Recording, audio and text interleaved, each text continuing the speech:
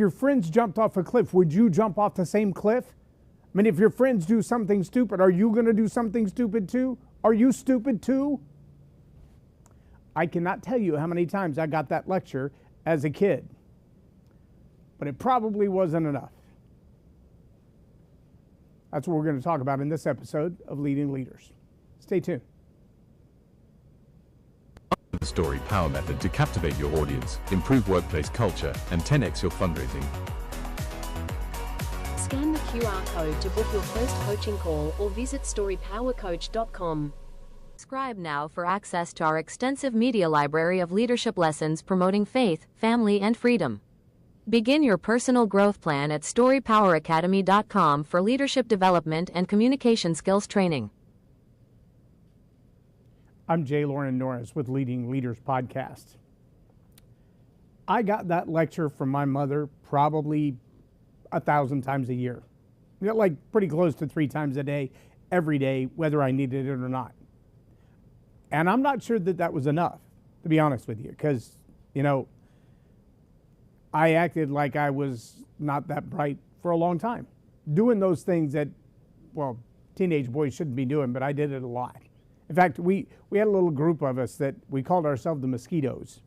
We were such a mischievous little gang. We would actually go around to the phone boxes and pop them open and take out those giant 2-foot-long zip ties, and we would put them around our heads, and they just stuck out in front of our heads, and we walked around with them on our heads all night long. Breaking curfew, hanging out till 2 or 3 o'clock in the morning in the streets. When we saw the cops come, we'd hide behind the cars and, make like we weren't doing anything. But we moved real estate signs. We moved a guy's fence post from one corner of his yard to the corner of the block. Sometimes we'd put him in the front yard around his nativity scene and turn him around like a prison. We did all kinds of obnoxious stuff. Moving real estate signs, I think, was probably the best because people would call to buy a house that wasn't for sale. It was just mischief, but I'm sure it upset some people. But I don't think any one of us in that little group of guys would have done any one of those things if it hadn't been for everybody else in that group of guys going, ooh, here's a dumb idea. Let's try this. Like a bathtub. Yeah, that's what we use for a sled, a cast iron bathtub behind a pickup truck, driving around on the snow and ice. Our buddy Tim will probably never live that one down. He looked like the FTD florist with his hair kind of flying in the back, but it was all icicles because we didn't realize that the bathtub had a hole in the bottom where the drain was supposed to be, and it basically worked like a salad shooter, shooting ice off the street right up through that tube, right into his face. It was funny to the rest of us. He was just holding on for dear life, and we're lucky that nobody ever got seriously injured with that kind of stuff because we really did some dumb stuff. Now, I bring that up to say we live in a world today where these less than intelligent, less than thought out, less than well-crafted ideas are still being experimented with. Unfortunately, these days, they've gotten significantly more dangerous. It's not just about me and my buddies acting like idiots and maybe one of us gets a little bit injured. No, they've taken this to a whole new realm. Have you seen the knockout game? Have you seen the kick in the door of a house and see if you can steal things game? Even the ones that are doing things like that, kicking in someone's front door and stealing everything in their house, they feel like not only will I get away with this, but if you come after me, if you try to protect your property, I'm going to sue you. It's just in the news this week. 2 guys walked into a world-famous coffee shop with masks, armed, to take cash. And 2 of the guys behind the counter said, "Not today, my friend." Summarily whooped the daylights out of them and held them until the police got there. And that's when they realized that the gun they were armed with wasn't a real gun. Why? Well, because that changes the felony status of your conviction. If you didn't actually use a firearm, you don't get that extra charge. Pretty genius on the part of the crooks. Unfortunately, they ran into a couple of guys who were not intimidated by a fake or a real gun, and they got whooped before they went to jail. Probably got a little after they got to jail. Ironically, the company whose fortune was protected by the 2 guys fired the 2 guys that protected it. You know, last night, my wife and I went to see Supergirl. There was a couple of good scenes, a couple of cleverly done scenes in the movie, but there was one particular quote that I've heard in various forms and other ways, and I'm going to paraphrase it a little bit here. She basically said, my parents always told me, you can't always be nice and you can't always be kind, but you can choose to always be good. I mean, you could spend days just dissecting incident after incident after incident where you are going to have to make a choice. Is it the nice thing to do? Is it the kind thing to do? Is it the good thing to do? And is it possible that it's all three or none of the above? And the answer, unfortunately, is yes, sometimes it's none of the above. But when you have a choice to be nice or to be kind, either way you can choose to be good. To do the right thing, even when it's hard, even when it's unpopular. Look, if you're going to get fired from your job for defending the company that you work for, obviously you have more loyalty to what's right and what's wrong than the company does. That's a problem for me. I remember showing up late for a job interview one time. I walked in the door, grease to my elbows, pink shirt sleeves rolled up. I approached the counter just like this, and I walked up to the receptionist and I said, I have a job interview, and I know I'm a little bit late. And she looked at me and she said, I want you to know what makes you think walking in here looking like that and being 15 minutes late still warrants you getting a job interview. And I said, if you'll let me clean up and give me 5 minutes, if in 5 minutes I can't convince you that it was worth the wait, then I'll go. See, on my way to that job interview, I found a lady on the side of the road, hood up, in her finest clothes, pretty much in tears, in August, with a flat tire. And I pulled over and I took off my jacket and tie and I proceeded to change her tire for her, which means I had tire grease and sweat covering my entire body. I did everything I could to clean up on the scene, but I couldn't. It made me a little bit late, so I made it to the job interview a little bit late. And when they let me have that 5 minutes, I went and freshened up, cleaned up the best I could, straightened my hair a little bit. I walked into the office and there was that same receptionist and the hiring manager and her boss and her boss and her boss and her executive assistant. And all of these women sitting in the room, basically arms crossed, going, you better impress us with what makes you think we should give you a chance after being 15 minutes late and walking in here looking like that. And so I told them the story. I said, look, I was raised the only son of a single mom, and then I married one. And I know what it's like to be left on your own and have no solutions that are going to be a quick solution. And I know that AAA would have taken her another hour and she would have completely missed her job interview. And I know there's a chance that she came here and interviewed for the same job that I interviewed for, and that's okay. But I'll be honest with you and tell you, if the kind of guy who would stop and risk losing a job interview opportunity to help someone who's stranded on the side of the road, if that's not the kind of guy you want working here, I don't think it's the kind of place I want to work in either. I worked there for 10 years. See, there's something about doing the right thing even when it's inconvenient. Doing the right thing even when it's unpopular. Doing the right thing when politics says otherwise. Doing the right thing when the popularity of social media says otherwise. Doing the right thing because you know it's the right thing. Now, I will concede.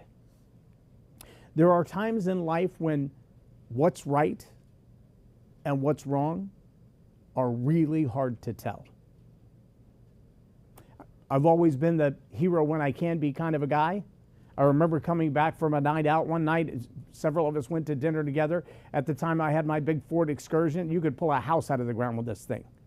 I saw a little truck that had run off the end of the road and looked like he just missed the T. He didn't stop in time, didn't realize the road turned, there wasn't a barricade there, and he went over the top of the berm and into a ditch on the other side in his little Ford Ranger truck. I first pulled up and I looked at it and I thought, if I can get a hold of that bumper, I'm pretty confident I can pull him out. And then I found the driver. He was so inebriated he couldn't get up off the ground to say thank you. I quietly put my tow rope back in the truck and I drove away. Why? Well, because there's an odd chance that I could have put him back on the road and he could have driven another mile and hit somebody head on and ended the lives of a family. That he could have just continued driving in the same manner and went right off the other side of the bridge and into the lake. I don't want that on my conscience. So would it have been the right thing to pull him out? Well, it would have been a good thing for him. Would it have been good for his society? Would it have been good for whoever else he might encounter that night? Not so much. So discerning right from wrong, sometimes that by itself is a hard choice. But doing good doesn't always stop in the incident. That's one of the biggest challenges. Recently, there was a news story about a guy who had been heckled and harassed and threatened. And if I'm not mistaken, if the reports that we've heard are right, the cops should have arrested this individual for violent threats, threats of violent action, threats of harm, and threats of death. He should have been in jail for 4, 5, 6, 7, 10 years just on those charges. But instead, he's standing on the street, hurling these threats, hurling these insults, yelling profane things at a guy across the street. And then he says, I'm going to do X, Y, Z to your wife and kids. What are you going to do about it? The guy walks across the street and shuts his mouth. See, in my world, that's why we have this phrase, FAFO, fool around and find out. You keep acting like an idiot and somebody's going to point out to you just how idiotic you are. You keep saying things that are inappropriate, untoward, unnecessary, and somebody's going to help you stop talking for a minute. And this guy walked across the street. Before he got there, the guy was not only hurling insults, but throwing fists and kicks before he even got to the space to have the conversation. And so he finished his business, put him on the ground, corrected him a little bit, gave him a little bit of an attitude adjustment, and then got him walked off and got arrested and thrown in jail for assaulting a loudmouth who doesn't know how to shut up, who doesn't understand that after the 5th, 6th, and 7th time the cops have been called out here because you're threatening people, there's probably a good time to, I don't know, stop. Bill Engvall has a great song that's just called I Should Have Shut Up. This guy should have learned the lyrics to that song. It was time to shut up. Stop running your mouth for no reason. We've all encountered people like that. They have no other purpose in life but to provoke and to egg on, to cause problems. And there's a fine line between being nice and being kind. I remember being in high school with a guy. He was a transplant to our school, our little tiny redneck school in Central Texas. And when he showed up, he'd been there about 3 weeks and never said a word. Never said a single word for 3 weeks. And part of the reason was the same reason that he got relocated to our school. His family had to move from where he was because he'd been in so much trouble in school. And the reason he'd been in so much trouble in school is because he had that same alligator problem. You know, alligator mouth and a canary backside. And he literally got punched in his mouth so hard it broke his jaw in 3 places, and they wired his mouth shut. Probably the best 3 weeks of his parents' life. I'm just guessing this was 45 years ago. He didn't say much for 3 weeks. But when the brace came off and he could talk again, there were many people who thought, maybe he needs it back on. He didn't stay around long. I think he was gone within 9 months or so. He didn't even make it a full school year. That's a scary thought. FAFO. There's a reason that's a common vernacular in our society these days.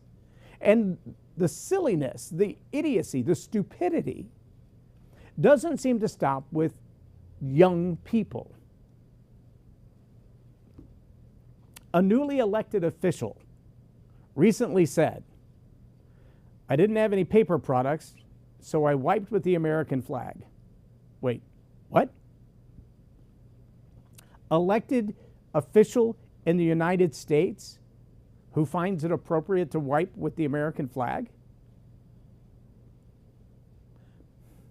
Why would you run for office in a place that you despise to that degree? FAFO, I guess, because somebody voted for them. And I don't know if you know this or not, but voting is like casting your life. It's like buying your lottery ticket. You don't get it back. There's no refund. There's no second chance with that. It's not like you scratch off all the little great things on the front of your lottery ticket. If it doesn't win, you go, oh, this one doesn't work. Can I have another one? No, voting is very much like that. That ballot is very much like that scratch off. Once you scratched it off, once the little balls are dropped and the overall win is done, you either won the lottery or you didn't. Once your name is on that ballot and it goes in the box, there's no takebacks. You don't get to change it and go, oh, sorry, I was wrong. I mean, the greatest thing you can hope for is a recall. And those don't happen very often because you got to get a whole lot of people to agree with you that, oops, we made a mistake before you can fix it. I'll tell you the bigger threat. There is this way that recently did a wedding for a young lady whose middle school dance I had DJ'd years ago, obviously. The little town that she's from is called Maypearl, Texas. You can look this up in the history books. There was a time that the mayor of Maypearl, Texas won by 2 votes. 2. Not 200, not 2,000, 2. The irony was, this is a perfect example of that time that name and reputation, popularity, wins. Not budget, not policies, not core values, not platform, not who do you agree with, just name ID and popularity. Because the dude that was elected to office was no longer alive. Had been not longer alive for a minute, but still won because everybody knew the name. And they went to the ballot box having done no investigation or research or just looking into it and went, oh, that's a name I know. I'm telling you, people who are running for office, all you need is a little name ID. Just get your name out there, get your name out there, get your name out there, and hope that nobody takes that name and associates it with bad things on social media, because then you have FAFO. Yeah. And sometimes that's just an accusation. And the accusation, unfortunately, in today's world, the accusation is worth more than the conviction. Because you can accuse somebody of anything. And until it reaches the legal standards of, say, slander, nobody cares what you made up. You think I'm kidding? You can go back to Mitt Romney. How long ago did he run for president? 25 years ago? When Mitt Romney ran for president, Mitt Romney was accused of some of the most hideous behavior.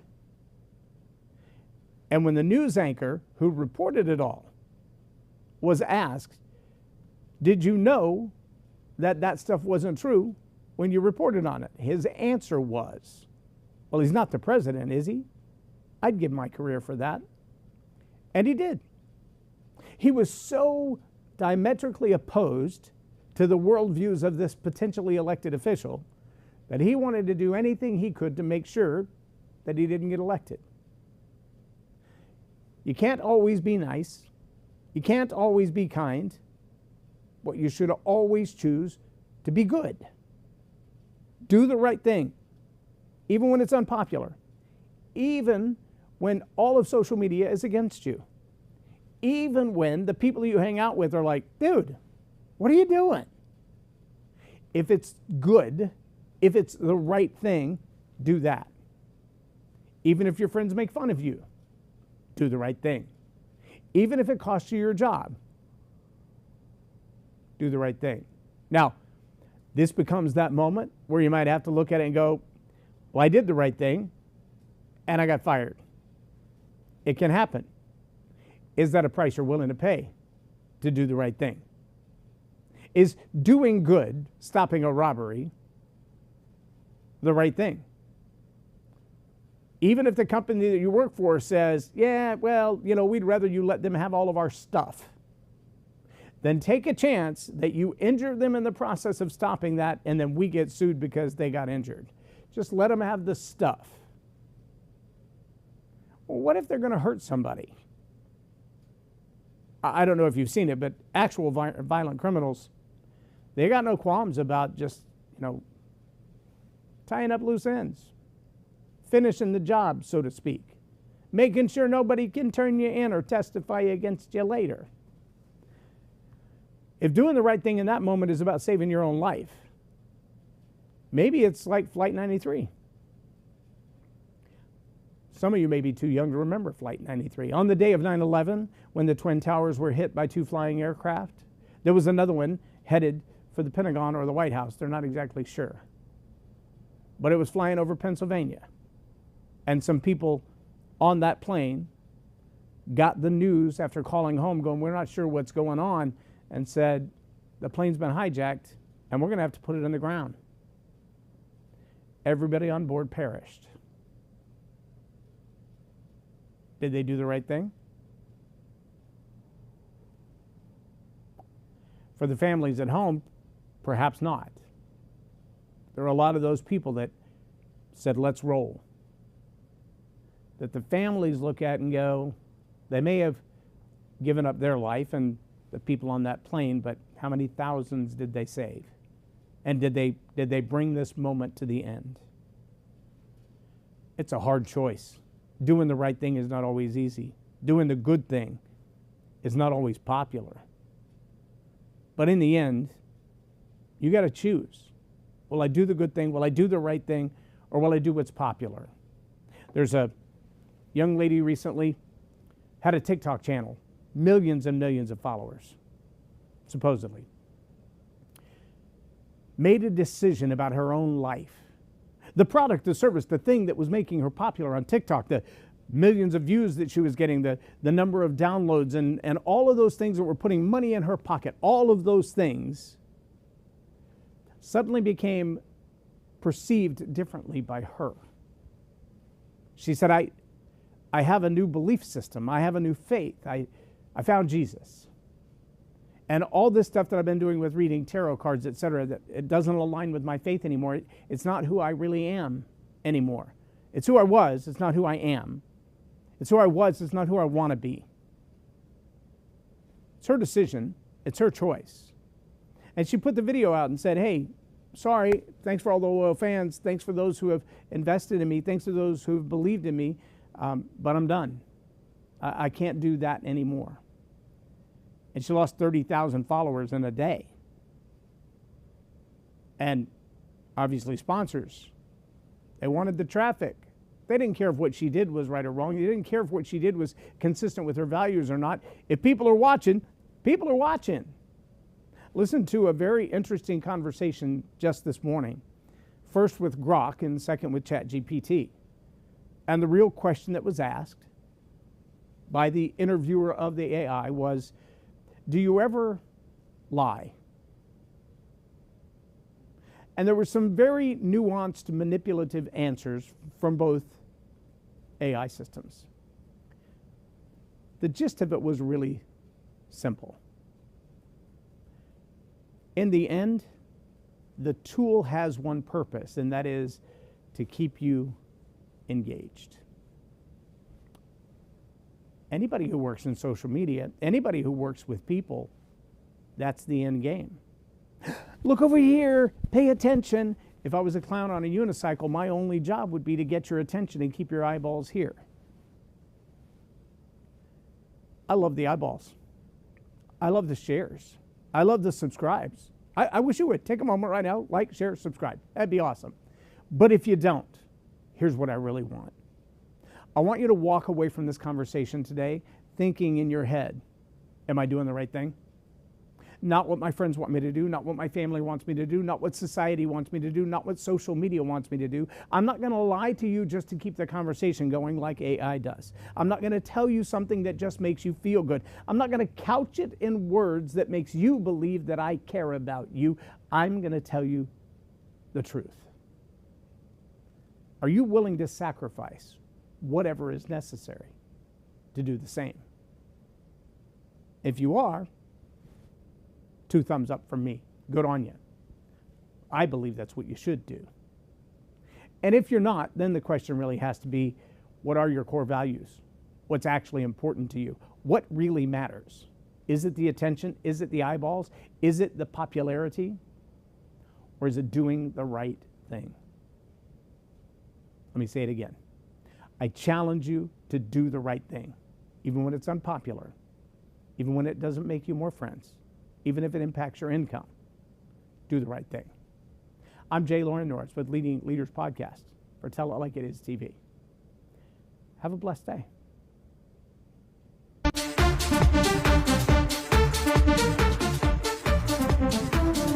Think storytelling's just for bedtime? Nah, it's the secret sauce for business magic. Stuck in a rut with bland pitches and yawning clients? Enter Boost Your Business with StoryPower. 6 weeks of epic storytelling training. It's like leveling up in a video game but for your career. Master the art of narrative and watch connections blossom like a viral TikTok. Simple, impactful, and game-changing. Ready to transform your biz vibes? Dive in now and make storytelling your superpower. Subscribe now for access to our extensive media library of leadership lessons promoting faith, family, and freedom. Begin your personal growth plan at StoryPowerAcademy.com.